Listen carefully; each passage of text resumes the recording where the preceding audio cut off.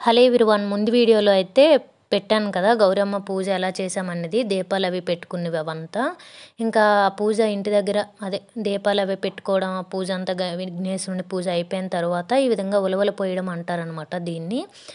చేతిలో పూనెలు, అరటిపండు కానీ ఏవైనా పళ్ళు, యాపిల్ కానీ ఇలా పెట్టి కాయిన్, చిల్లర పైసలు పెడతారు. పెట్టేసి ఈ విధంగా గౌరమ్మ చుట్టూ కూడా 3 సార్లు అయితే తిరుగుతారనమాట. తిరిగి 4 వైపులు ఇదే విధంగా తిరుగుకుంటూ 4 సార్లు చుట్టూ విసురుతారనమాట. అవి చేతిలో అయితే ఇక్కడ చూపిస్తున్నాను చూడండి. పూనెలు ఏదో ఒక పండు అయితే పెడతారు, అరటిపండు కానీ యాపిల్ కానీ.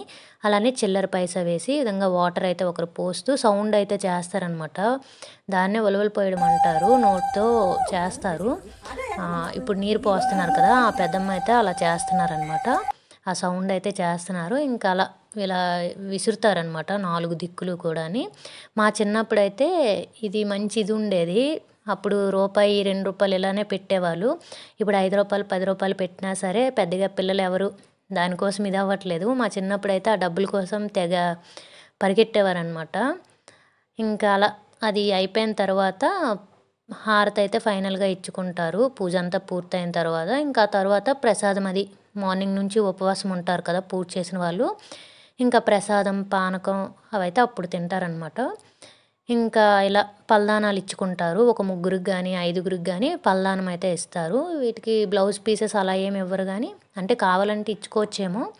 మా అమ్మ అయితే నార్మల్గా అరటిపండు, తమలపాకు పెడతాం కదా, పెట్టేసి చిల్లర పైసా, పువ్వులు పెట్టేసి అయితే పల్దానంగా 3గురికైతే ఇచ్చారు. ముందు ఒక పెద్దమ్మ ఉండేవాళ్ళు కదా, వాటర్ అది వేశారు.